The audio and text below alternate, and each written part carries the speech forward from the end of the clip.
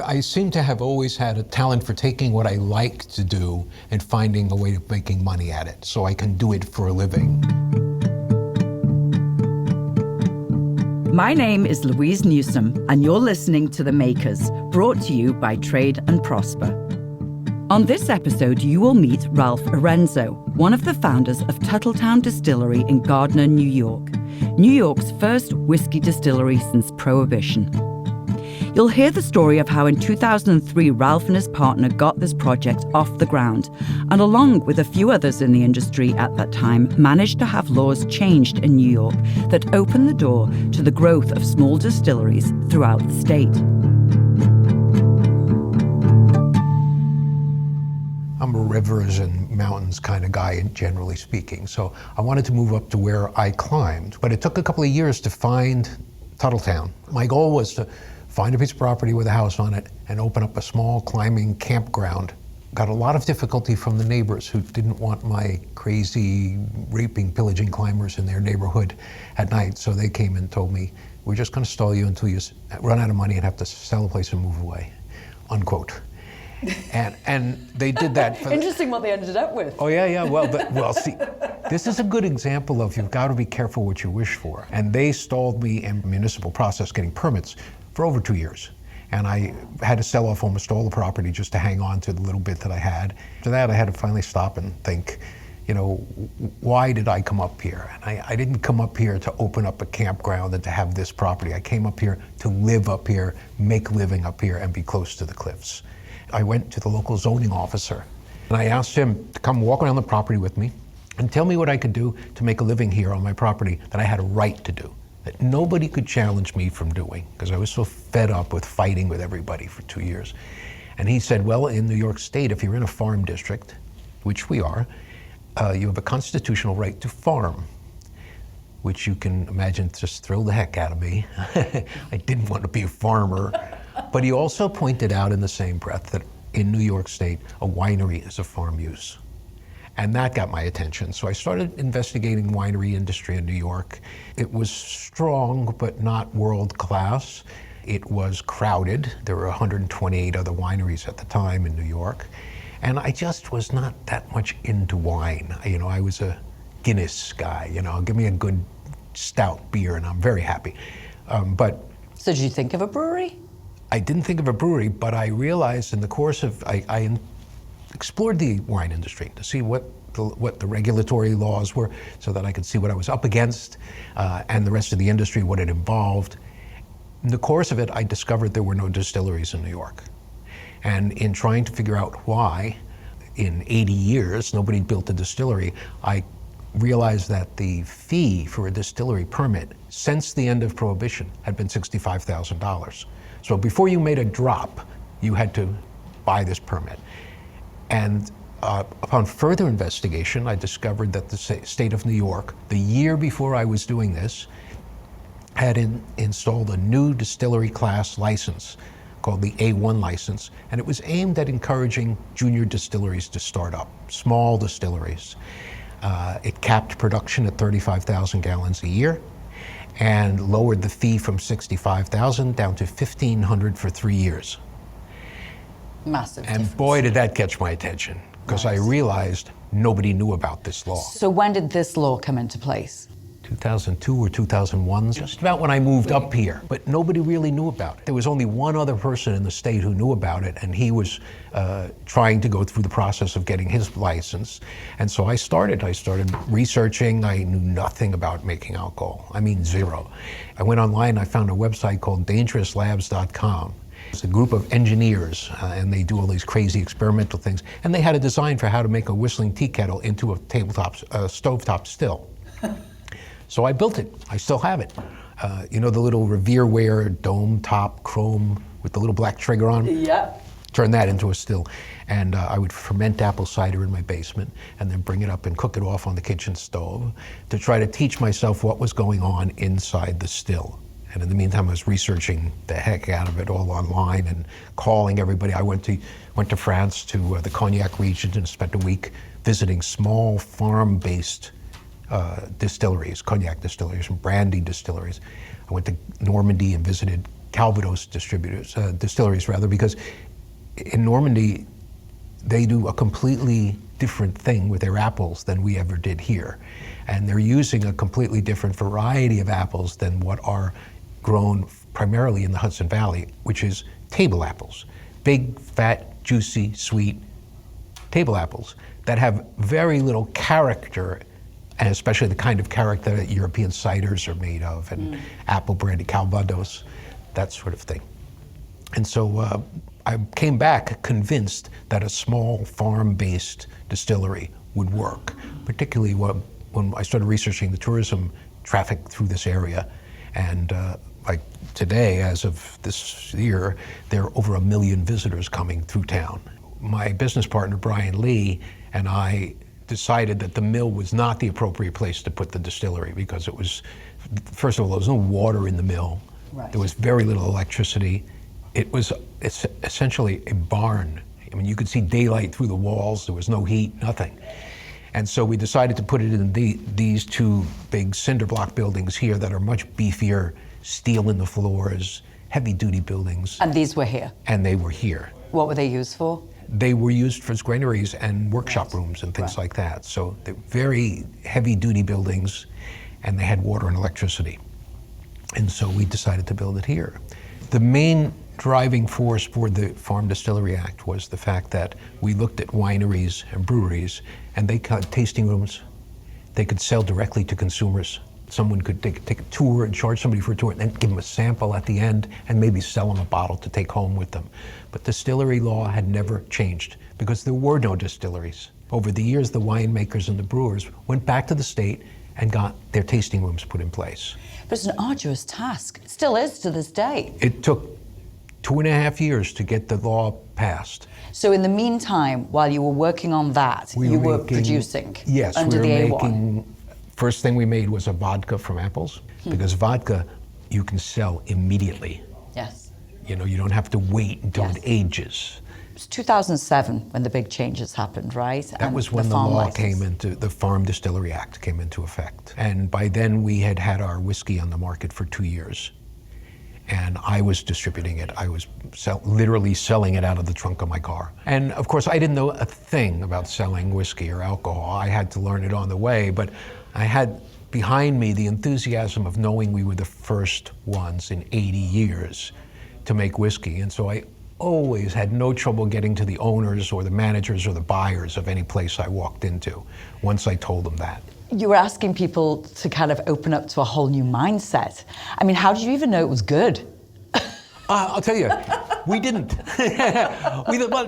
And you know, our rule of thumb is always, well, if you like it and I like it, somebody else is going to like it. Right. But That's a good place to start. When I first got the first bottles of baby bourbon and I was trying to figure out what to do, I went online and I searched for the best whiskey shop in New York. And Linnell Smothers came up. It was Linnell's shop in Red Hook. And she was the New York whiskey maven at the time. If anybody in press or anybody in the business had a question about whiskey, they called Linnell. So I called her and I said, I'm making this bourbon in the Hudson Valley. And after she finished laughing at that notion, she did invite me down and she tasted it and bought the entire first batch. It was 128 bottles. And they were all 375 milliliter bottles. So the half bottles. Sold for And it was named Hudson Baby Bourbon. Baby Bourbon, yes. I think she sold them for $100 a piece, little half bottles, because it was the first legal whiskey made in New York since Prohibition, and the first bourbon ever made in New York. And so once that hit the press, that somebody was making whiskey in New York, we were just overwhelmed with press. Now, so at that time, did you have your partner on board? I could not have built it without his skills, and my skills had more to do with going through the regulatory process and the promotion and marketing and advertising. And the package design is mine, and oddball ideas about what we should do with the whiskey to make it different. But he was the technical brain of this place. Were you climbers together? No, I didn't know him. I met him because he came here and he wanted to buy the mill from me, make artisan flours and grains and cornmeal to feed the market up and down the Hudson Valley and in Manhattan. So you said, I have a better idea. Yeah. I had him, he wanted to know what it was like. I said, well, go spend a couple of days with the milling crew and see if it suits you, you know? Right. So he did. He spent 2 days with them, and they were blowing grain and doing all of the hard dog work that it takes. And he came back and said, it's not a career change, it's a death sentence. And I agreed with him, but before we got away, I pegged him as somebody who needed something really interesting and different. And I told him about this idea I had. I said, think about it. So he went home, and 3 days later, I got an email from him, and all it said was, okay, let's build a distillery. And that's how we started it. The Makers is brought to you by Trade and Prosper. Here we share the stories of individuals and businesses that make our communities. We believe in those who are committed to doing well by doing good, using their hands, minds, and hearts to create a better place for us all, and believe that a little sweat and a lot of sharing turns a community into a populace of prosperity. Trade and Prosper is a forum where those like-minded individuals meet to trade ideas, information, goods and services, as well as build long-lasting relationships that enable them to expand their reach locally and also globally. For more information on our organization and for more podcast episodes, head over to tradeandprosper.com. Follow us on social media for the latest news and events about businesses near you. So where are we standing right now, Ralph? We're standing in the distillery room where we have 4 stills, 250 gallon, a 400 gallon, an 800 gallon, and a 500 gallon, which is the thing behind us. This one we actually built here. The others were all from Germany. And right now they're running, and they're doing first run. We do 2 distillations for our whiskey.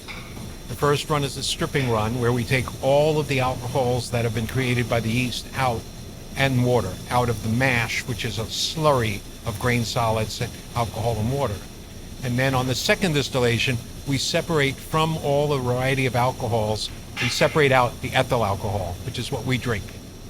But the other alcohols are what we call the low alcohols, and they're, for the most part, toxic. We financed the whole thing ourselves, and we built the entire place ourselves. The only thing we did not hire somebody to do, we did not do ourselves rather, was drill the well. We had to hire a well driller to come in. But we did all of the plumbing and the carpentry work and the electrical work. Brian's career was as an electrical engineer. So he had some engineering skills that I couldn't touch. And thank goodness, because he was responsible for all of the technical advances, implementing the technical advances that we were both coming up with, some of which were harebrained. There was a period of time when we were thinking about moving all the barrels to agitate the liquid in the barrels. And I said, I'm not moving all those barrels. I mean, a 53-gallon barrel weighs over almost 500 pounds. So I suggested that we get some big, giant subwoofers, and we pump heavy rap music into the room for the bass. And so we set up a glass carboy full of water, and we put 2 subwoofers, one on either side, and started playing some dubstep, I think, or something through it. And we could see the liquid agitate every time the bass hit.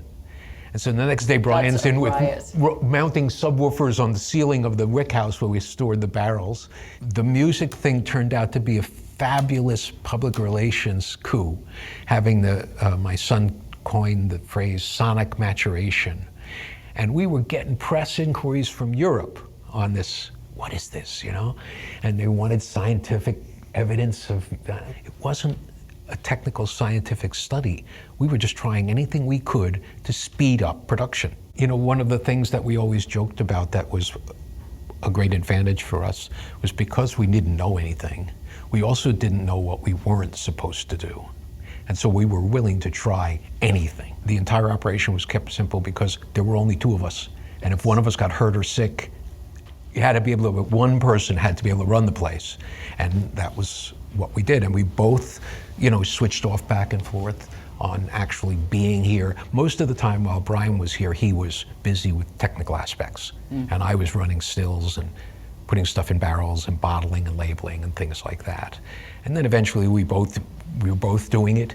And then eventually, as we started having products that were getting more in demand, the world bifurcated a bit, and he focused on the distillery and the distillery operations, and I focused on everything else. He also took care of the books, but I focused on marketing, package design, learning about the state and federal regulations and finding my way through that maze. And I had just had 2 years of lobbying in Albany and getting to know the state liquor authority and all of the players. So when I went back and said, I want to amend the A1 law to allow us to have a tasting room. Ultimately, it evolved into a completely different license. Because if we amended the A1 law and allowed that, then it would open the door to out-of-state major producers to come in and do the same thing. And nobody wanted that. The state liquor authority didn't want it. Ag and markets didn't want it. And neither did we. So they made it a separate farm-based license, which meant that the A1 license, if we had prohibited out-of-state producers from coming in and taking advantage of that, it would have been in violation of the Commerce Clause. But as a farming operation, it falls under a different set of laws. And so that meant that our products were farm products.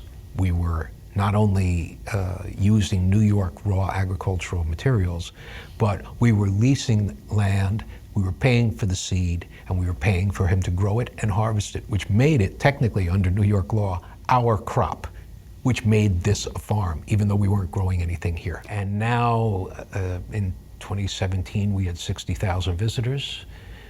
We've been in every major print publication in the country practically, and television network, international press, people coming here, trucks coming here all the time. We had, at one point, we don't anymore, but at one point we had 60 employees. So, that's why I say it's a good example of you got to be careful what you wish for. When Brian and I would be crying over the bills or, getting close to bankruptcy on a number of occasions, I would just simply say, we have no choice. Everything we have is in this, and we cannot give up. We're underneath the auger, which is moving grain from the silo we have outside to the cook tank. And so that's what we're hearing, this noise? You're hearing in the background, it's the auger. Bourbon is typically corn, rye, and malted barley. We didn't know how to blend the grains together. So he said, let's make a whiskey out of each one and see, then we'll figure out how to blend them together. So we did that, and every time we did, we liked it. So we didn't touch it. So now our baby bourbon is 90% corn. Our rye whiskey is 90% rye. Our malt whiskey is 100% malted barley. We lucked out. I mean, to be perfectly honest, in the very beginning, we were very fortunate that our first experiments turned out to be as good as they were. And then we just fine-tuned them. In the beginning, as I think for every distiller that starts out, consistency is a major issue. Each batch, one batch, it would come out different. Yeah. Not a lot different, but noticeably different. The color might be off a little bit. The flavor was still good, but maybe a little sweeter, maybe not a little sweeter. And at that point, I was simply saying to potential customers, no, it's handmade. I knew you were going to say that. They're never going to be the same twice.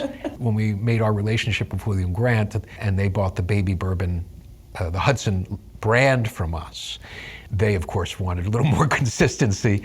And of course by then we were also getting much better at it. Our growth was slow in the beginning and everything was very mechanical, labor and everything. And we had the only employee we had for the longest time was my son. And then we brought on a couple of other people and slowly it climbed up. And we made it a point of expanding and growing just behind demand. So we were always short of product. And that actually was another oddball thing that turned out to be in favor. And I would tell retailers, when they would complain about not being able to get product, I'd say, look, you're missing the point. Get yourself a clipboard and a pen, and you put it under the counter. And when someone asks for baby bourbon, you say, it's not available right now, but wait a minute, I'll put you on the waiting list. You take the list out from under the counter, write their name and their phone number down. I said, now you will have sold that whole case before it ever comes in the door. And it worked like a dream. It made it much more fun to be out there selling. And it was a little bottle. It was a completely different looking bottle from what anyone else was used to seeing. And that got a lot of attention too. In the beginning, our industry contacts said, it'll never work. Nobody will carry that bottle. And just the opposite turned out to be true. It started showing up not only at eye level in bars, back bars, because you had to be able to see it. But if there were 3 bottles of our stuff up there, somebody would always go, "What's that?" And that would be our chance to sell. And also, the little bottle, every time we got press coverage, and we got a lot of it, and every time the whole craft distillery movement was featured in a magazine with a photograph on the cover of all the new whiskeys, ours was the little kid. It had to be in front. So every photograph, we're right in the front of every photograph. So let's go to William Grant. William Grant and his family were the ones who actually put single malt Scotch on the market and made it a thing.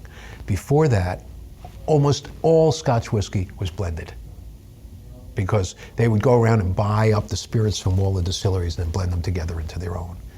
And then William Grant said, "No, we're going to do it a different way." And he, and all the way down to Charlie Gordon, who just passed away, who was CEO when we came on board, the big man.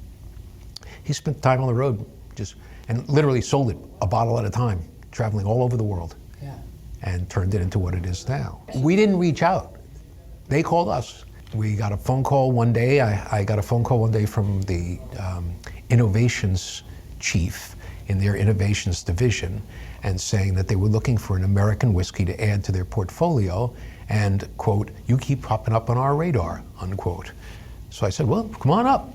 And I held the phone thinking, "Oh my God, this is the phone call. This was the phone call." Somebody finally noticed us. When was this? In 2008. I attribute their noticing us to the trip I made over to Paris. And I have my lifelong friend, Tony Veneri, is over there, and I called him. He's not in the alcohol business. And I called him and said, "Find me the best spirits distributor in Paris and get me an appointment." And he did. And so I flew over, the two of us went, and he, in his stumbling French, translated for me. And we walked out with a 75-case order. And they were the biggest spirits distributor in France. And then we spent the next week in Paris hitting the best bars, restaurants, and hotels we could walk into. Places we could never afford to go and buy a drink or have a meal in ourselves. But we walked in and, we did what we came to call commando tastings. So we just put a bottle in our pocket, walk in, sit at the bar, engage the bartender in a conversation. What are you doing here? "Oh, we make whiskey, we're selling it." "Oh yeah, what whiskey?" "This whiskey." Boom. Want to try it? Yeah, exactly. And they would always go get the owner or the manager, and they'd always come out, and we made a sale almost everywhere. We ended up putting it in half a dozen of the top places in Paris. And I'm certain that their field reps started seeing our little bottles up next to the bottles of Glenfiddich and going, "What's that? Yeah, really? How did those guys get there?" Grants came and visited. They walked through the whole place. It was extremely primitive.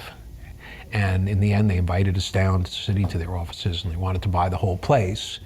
And we said, we just spent 6 years, every penny we have and every hour of our day building this thing and making a brand that you now want to buy. You're not going to want to write a check big enough to convince us to walk away, because we're so primitive. I mean, it's nothing here. And they said, "Yeah, you're right. It's not worth the kind of money, you would want." And so instead, we offered to sell them the Hudson brand. And then we kept the exclusive right to produce it. And so that gave us another round of international press, because we were the first American craft brand to be picked up by a major house. And suddenly, we were everywhere. Thank you for joining me this week on The Makers, brought to you by Trade and Prosper. Follow us on your preferred listening channel for new episodes released every Monday. Tune in next week for a conversation with Celeste Simone, comedian, singer, director, and coach based out of Manhattan and Nyack, New York.